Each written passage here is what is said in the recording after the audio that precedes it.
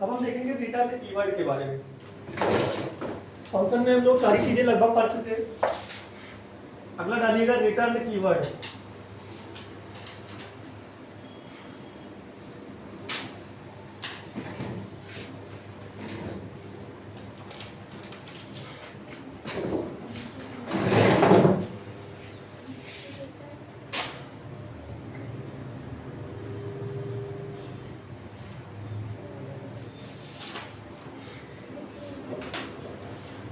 Return keyword मैंने पहले बताया था कि ये फंक्शन में कैसा होता है, ऑप्शनल होता है, मैंडेटरी नहीं होता है ना। फंक्शन में मैंने बताया था दो कीवर्ड यूज होते हैं, एक आपका डेफ जो फंक्शन को डिफाइन करने के लिए, और एक रिटर्न जो वैल्यू को रिटर्न करने के लिए।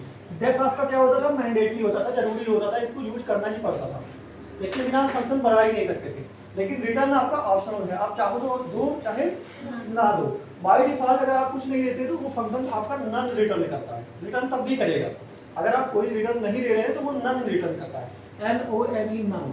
नन मतलब कुछ नहीं, ये नन ही लिखेगा। अगर आप देख रहे हो कि क्या रिटर्न कर रहा है तो क्या बताएगा, नन। लेकिन अगर आप इसको ना भी दे रहे हो तो कोई गलती आपके प्रोग्राम में नहीं आएगा। अच्छा, नाम से ही पता चल रहा है रिटर्न कीवर्ड। रिटर्न क्या करेगा, कुछ ना कुछ रिटर्न करने के लिए ना। जो फंक्शन हम बनाएंगे उसका कुछ ना कुछ आउटपुट आपको रिटर्न करने के लिए रिटर्न कीवर्ड का यूज करेंगे। लिख लेना इसके बारे में। रिटर्न कीवर्ड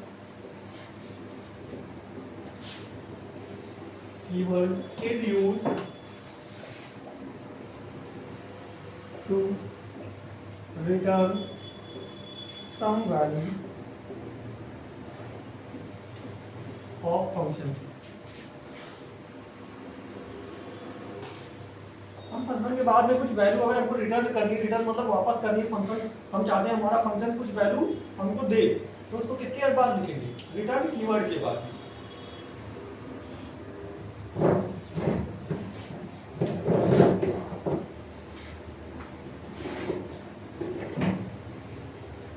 लिखा है ना, एग्जांपल लिख लेना।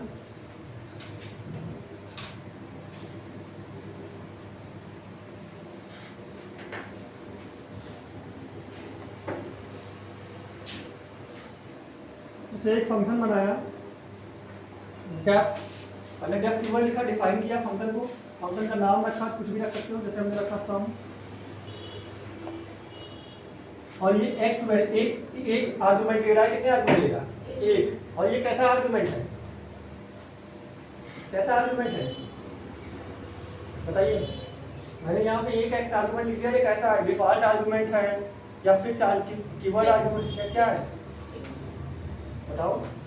ये फिक्स आर्गुमेंट है ना कि एक हमको देना ही पड़ेगा, आई बात समझ में। इसके बाद में हमने यहाँ किया, ये क्या कर दे, रिटर्न करे आपका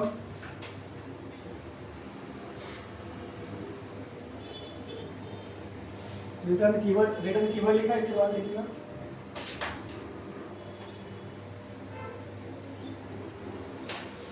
ये इसकी फंक्शन के ब्लॉक के अंदर है रिटर्न कीवर्ड, ठीक। ये यहाँ पर लिखना, इसकी थोड़ी सी वाइड स्पेस, सॉरी क्या बोलते हैं इसको, इंडेंटेशन छोड़ के ही लिखना है। इंडेंटेशन छोड़ के 5+x। अब जब भी आप कॉल करोगे, ठीक, जैसे हमने एक फंक्शन को कॉल किया कि सम, और सम के अंदर क्या दे दिया 5, तो आपका आउटपुट क्या दे देगा बाय डिफॉल्ट। हमने देखो यहाँ पे कहीं प्रिंट वगैरह कुछ नहीं लिखा है, लिखा है नहीं प्रिंट, कुछ नहीं लिखा, लेकिन ये हमारा तब भी क्या करेगा, रिटर्न करके हमको वैल्यू दे देगा। हम जैसे ही करते हैं सम 5, तो हमको क्या दे देगा 5+5, 5 में 5 जोड़ेगा और क्या दे देगा 10। हमारी बात समझ की नहीं समझ में आ रहा। जैसे हम इसके अंदर लिखेंगे, जैसे ये सम किया, सम, अब सम फंक्शन को कॉल किया और क्या किया, रिटर्न 5+x। ये आपका 5+5 कितना हो जाएगा 10 करके ये स्टोर कर देगा। अगर हम इसको चाहते हैं देखना तो इसके पहले क्या लगा दें, प्रिंट। अगर सिर्फ सम 5 लिखेंगे तो वो प्रिंट आउट वो प्रिंट नहीं करेगा स्क्रीन पे, लेकिन वो फाइंड करके आपका फंक्शन का दे देगा। आपने इसके अंदर कुछ भी नहीं लिखा है, लेकिन ये क्या कर रहा है 5+x को, x की वैल्यू यहाँ से ले रहा है, x कितना है 5, और इस 5 में ये जोड़ देगा। अगर मैंने यहाँ पे लिख दिया 6, अब ये क्या करेगा, इस 5 में इस 6 को जोड़ देगा, तो 6 5 कितना हो जाएगा 11। आपका 11 वो प्रिंट कर देगा।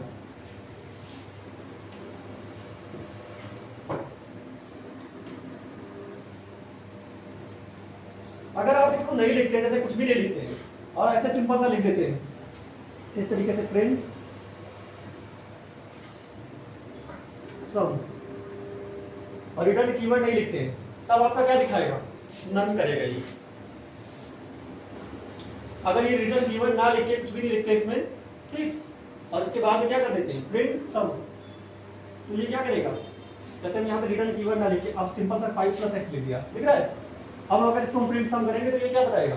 नन, ये कुछ भी वापस नहीं करेगा। लेकिन अगर यहाँ पे रिटर्न कीवर्ड लिख रहे हैं तो क्या करेगा? रिटर्न में आएगा।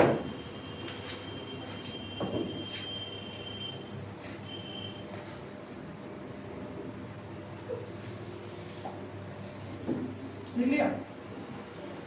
इसके बाद में एक पास स्टेटमेंट, पहले भी बता चुके हैं पास स्टेटमेंट किस लिए यूज होता है। पास स्टेटमेंट उस लिए यूज होता है कि अगर हम इसका ब्लॉक बना के, जैसे हम चाहते हैं कि हम यहाँ पे अपना फंक्शन बना दें, ये रेज कर देंगे,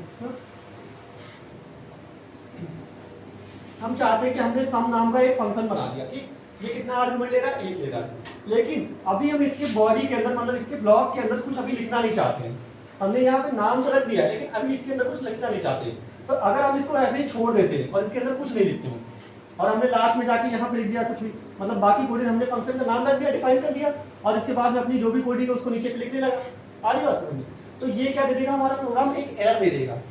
एरर इसलिए देगा कि आपने फंक्शन बनाया है, फंक्शन का ब्लॉक बनाया है, लेकिन इसके अंदर कुछ भी लिखा नहीं है। जब तक ये अंदर कुछ लिखेंगे नहीं तब तक वो एरर देगा। इस एरर से बचने के लिए हम एक पास स्टेटमेंट का यूज कर लेते हैं। जैसे लूप में भी मैंने बताया था पास स्टेटमेंट ना, कंटिन्यू, पास और क्या था?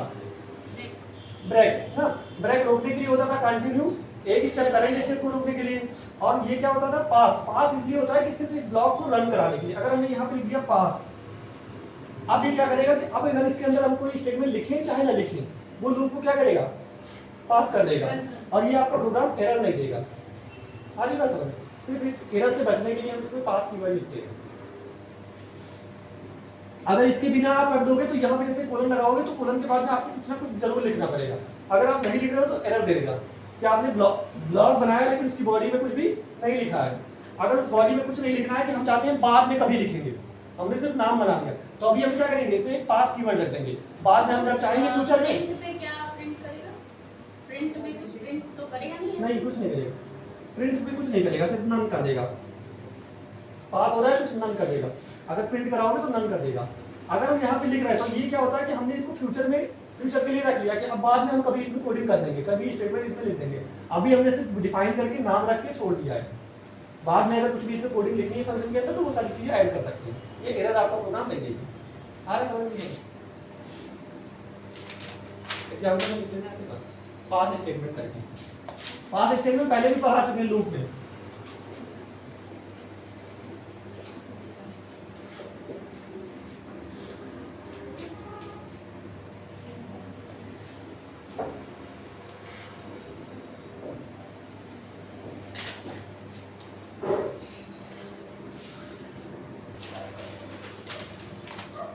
अब अगली हेडिंग डालिएगा built in function.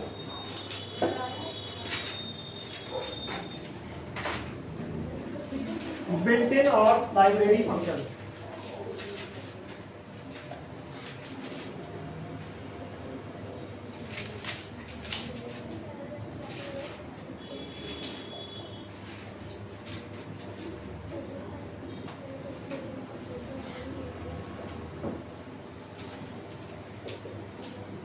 Built in और लाइब्रेरी फंक्शन हम पहले ही बता चुके हैं कि ऐसे फंक्शन जो पाइथन की लाइब्रेरी में पहले से बने हुए हैं, जिनका हम सिर्फ यूज करेंगे, उन फंक्शन को क्या कहेंगे?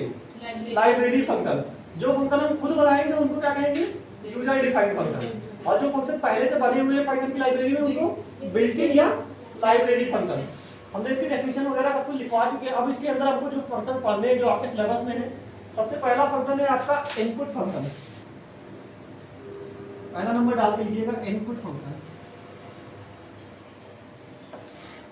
आप लोगों ने यूज भी किया होगा इनपुट फंक्शन। किस लिए यूज होता है? नाम से ही पता चल रहा है कि यूजर से इनपुट लेने के लिए। लिख लेना, it is use to take input from user. आप लोग ये ध्यान रखिएगा जब भी इनपुट फंक्शन लिखिएगा तो इसमें स्मॉल आई और पूरा स्मॉल में ही रहेगा इनपुट, ठीक।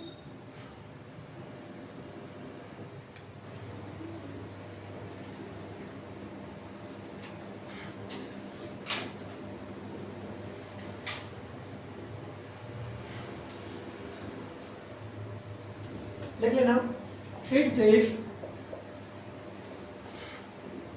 takes a string argument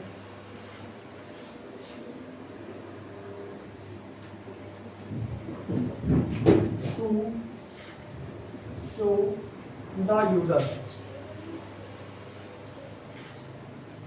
आप लोगों ने देखा होगा जब इनपुट फंक्शन लिखते हैं तो अगर आपको कोई यूजर को मैसेज देना होता है, ठीक, तो आप किसके अंदर लिखते हैं, इस इनपुट फंक्शन के अंदर एज ए स्ट्रिंग के रूप में, ठीक। जैसे ये लिख लिया नहीं, एक चीज और, एक लाइन और लिख लेना, इनपुट फंक्शन टेक्स, नोट करके लिख लेना, ये इनपुट फंक्शन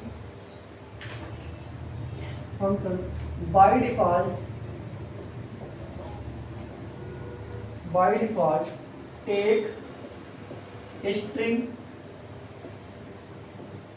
इनपुट। वो कैसा इनपुट लेगा, स्ट्रिंग।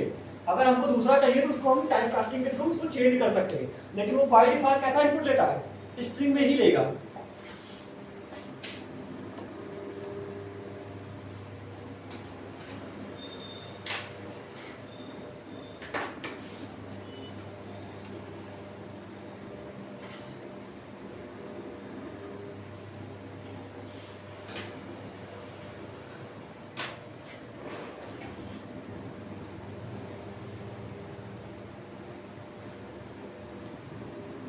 देखिए इट इज करेक्ट।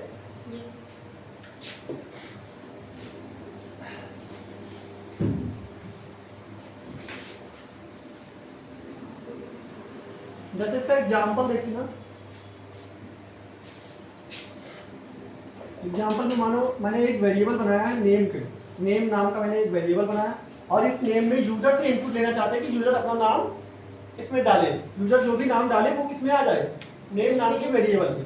तो यहाँ पे हम क्या करेंगे, इनपुट फंक्शन लिखेंगे, इनपुट, और इनपुट के बाद में जो मैसेज हम यूजर को दिखाना चाहते हैं, हम जैसे यूजर से कहना चाहते हैं कि एंटर योर नेम हियर, तो यहाँ पे मैसेज हम स्क्रीन में दिखा देंगे जो भी मैसेज चाहते हैं, एंटर योर नेम हियर। अब यूजर जो भी, अब जैसे ही हम अपने प्रोग्राम को रन करेंगे तो रन करने पे क्या आएगा, सबसे पहले मांगेगा, ऐसे आउटपुट में आएगा एंटर योर नेम हियर। इसके बाद में जो भी नाम उसके सामने यूजर डालेगा, मान लो यूजर ने डाल दिया सोहन,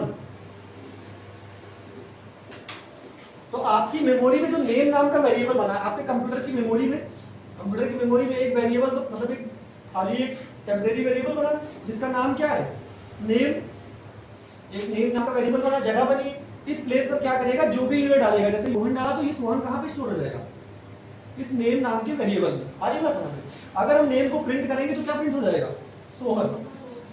ये लेकिन ध्यान रखना कि जो ये इनपुट ले रहा है वो एज अ स्ट्रिंग ही लेगा, आप चाहे इसके अंदर ये स्ट्रिंग लिखो चाहे ना लिखो, लेकिन वो लेगा कैसी, स्ट्रिंग ही। अगर आप उससे कोई नंबर भी मांग रहे हो तो तब भी वो स्ट्रिंग ही लेगा। अगर आपको इसको स्ट्रिंग में चेंज करना है तो आप इस इनपुट फंक्शन के पहले क्या लगाओगे, इंट फंक्शन।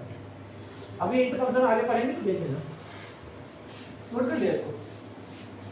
इसके बाद में अगला लिखना इवल फंक्शन।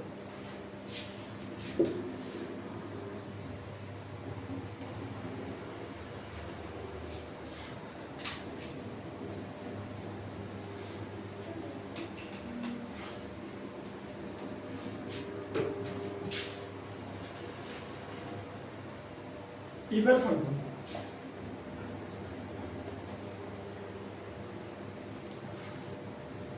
EVAL है, evil.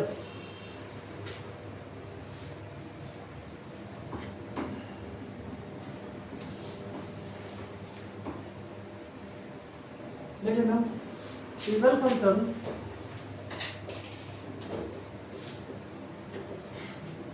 is used to evaluate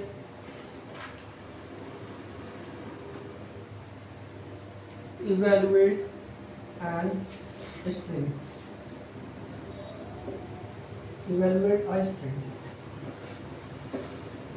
string में and लगेगा,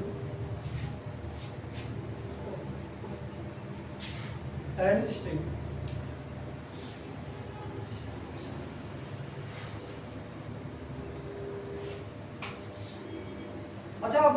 प्रिंट देखा होगा, जैसे हम लिख दें इस तरीके से कि प्रिंट, और इसके अंदर लिख दिया स्ट्रिंग में 5 + 5। अब ये क्या है, एक स्ट्रिंग है ना। अगर इसको प्रिंट करेंगे जैसे 5 + 5 तो क्या आएगा आपका 5 5 हो जाएगा ना। अगर लेकिन हम चाहते हैं इसको अलग प्रिंट करना, जैसे आपके पास ये हो गई, लेकिन हम चाहते हैं कि ये 5 5 कितना कर दे आपका 10, तो उस 10 को अगर करना है तो इसके पहले क्या फंक्शन लगा देंगे, इवल फंक्शन। इस तरीके से लिखेंगे इवल और फिर अंदर लिख देंगे 5 + 5। अब ये क्या करेगा, क्या इवेलुएट करना, इवेलुएट, इवल का फुल फॉर्म है इवेलुएट करना।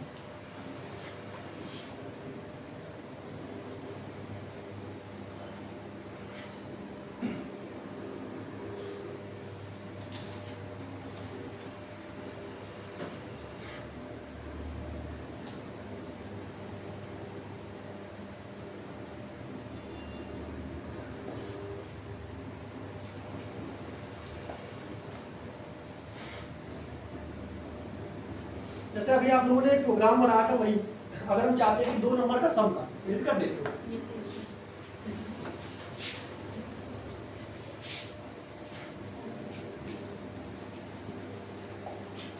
हम लोगों ने एक प्रोग्राम बनाया था 2 नंबर का सम का ही। जैसे हम 2 नंबर यूजर से ले रहे हैं, एक हमने n1 नाम का वेरिएबल बनाया, यहाँ पे इनपुट ले रहे हैं किससे, यूजर से। यहाँ तुम्हारे इंटर फर्स्ट नंबर, इसके बाद में एक n2 नाम का वेरिएबल बनाया, इसमें क्या करा रहे हैं, इनपुट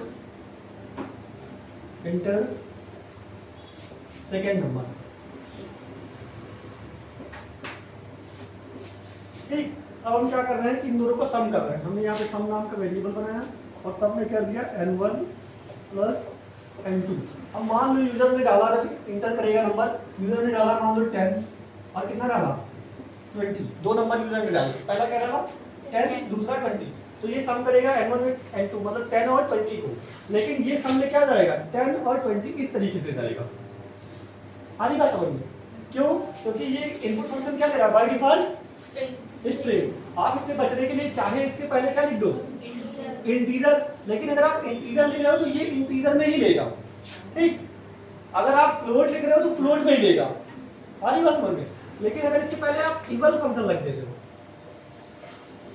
इवल, तो उसको जैसी जरूरत होगी वो उस हिसाब से वो इनपुट आपका ले लेगा। हाँ, दोनों में एडजस्ट कर लेगा। अगर उसको इंटीजर की जरूरत लग रही तो इंटीजर लेगा, नहीं तो फ्लोट कर देगा। इसके पहले क्या लिख दोगे इवल फंक्शन, और इसके भी पहले क्या लिख दोगे इवल। अब आपका आउटपुट क्या देगा 10 और 20 को ऐड करके कितना दे देगा 30। अगर आप प्रिंट कर रहे हो सम को तो कितना प्रिंट होगा 30।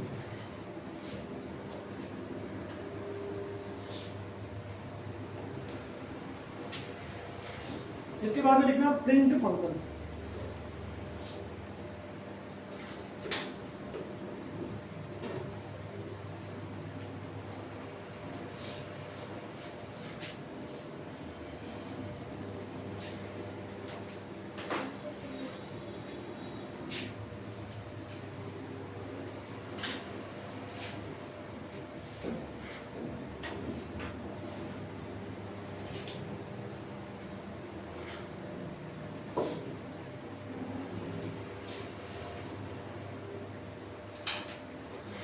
जितने भी ये बिल्ट इन फंक्शन है ये सारे स्मॉल लेटर में लिखे जाएंगे प्रिंट फंक्शन। ठीक है ना, it is use to show output to screen.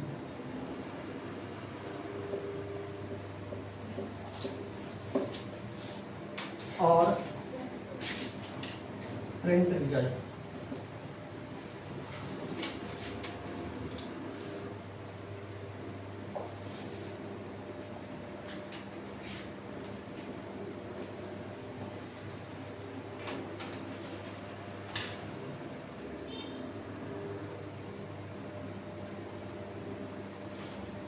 Print function के आप जो भी लिख दोगे उसको क्या करेगा एज इट इज प्रिंट कर देगा स्ट्रिंग के रूप में।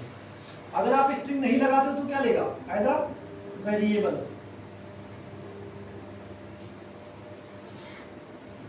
एग्जाम्पल में लिख लेना प्रिंट हेलो। ये क्या ले रहा है आपका, एक जैसा लिखा है हेलो सेम उसी तरीके से स्ट्रिंग में प्रिंट कर देगा। लेकिन अगर आप इस तरीके से लिख रहे हो,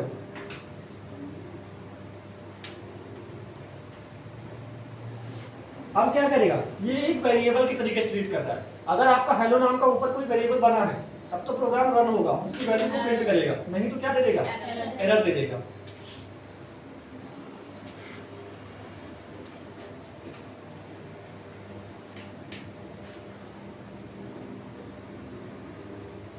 देखा ये हो गया कि नहीं?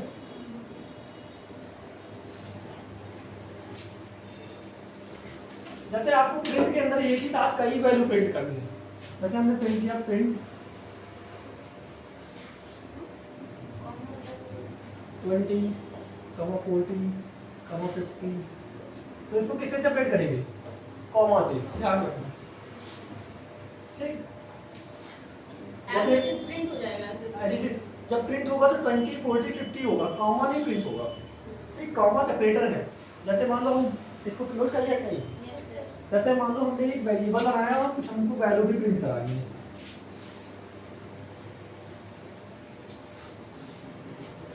जो हमको एडिटिव प्रिंट कराना है उसको स्ट्रिंग के अंदर लिखेंगे। ठीक, जैसे हमने एक नेम नाम का वेरिएबल बनाया और नेम के अंदर रख दिया मान लो अभी। नेम के अंदर क्या स्टोर है, अभी। नेम नाम का मेमोरी में वेरिएबल बना, उसमें क्या स्टोर है, अभी।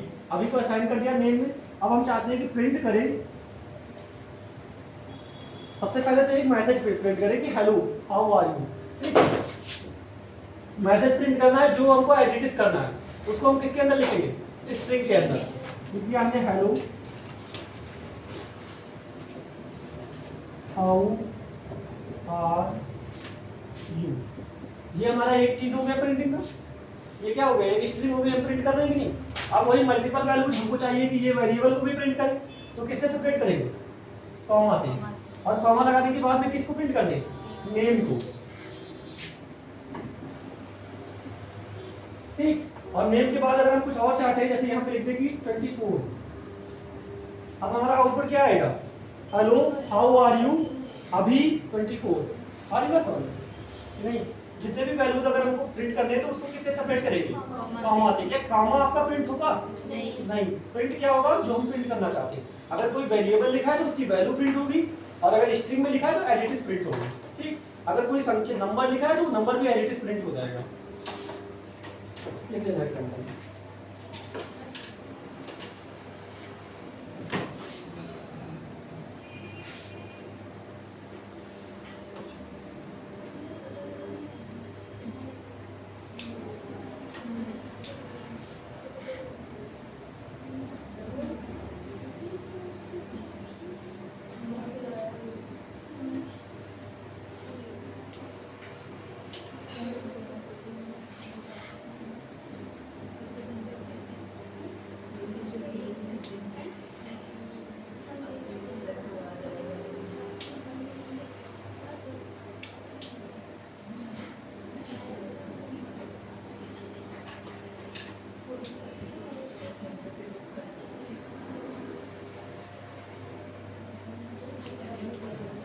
देखा,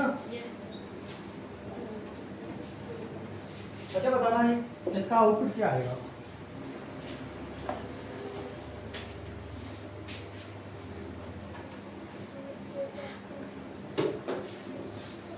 हमने लिखा है प्रिंट, प्रिंट के अंदर लिखा है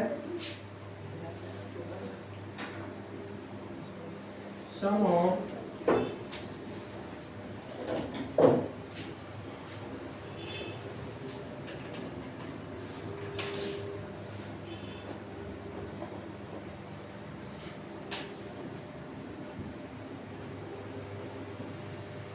बताओ इसका आउटपुट क्या आएगा। Sum of 4 4. क्या Sum of 4 4 4. क्या होगा? Sum of 2 plus 2 और फिर 4 आएगा equal to 5. सम ऑफ 2 + 2 इसका आउटपुट क्या आएगा? सबसे पहले देखो, इसको मैंने एडिटिव प्रिंट किया, स्ट्रिंग में है, जैसा लिखा है सेम वैसा प्रिंट हो जाएगा। ऐसा लिखा है सम ऑफ, ठीक, कॉमा लगा के फिर हमने जो किया है वो भी देखो स्ट्रिंग में लिखा हुआ है, लिखा है कि नहीं? जो लिखा है एडिटिव प्रिंट हो जाएगा। क्या लिखा है? 2 प्लस 2 और इक्वल टू का साइन लगा, एडिटिव प्रिंट हो गया। उसके बाद में ये क्या स्ट्रिंग के अंदर है? नहीं, इसको वो कैलकुलेट कर देगा, 2 और 2 को क्या कर देगा? जोड़ देगा, तो कितना हो जाएगा? 4। यहाँ पे वो 4 लिख देगा। सारी बात समझ में?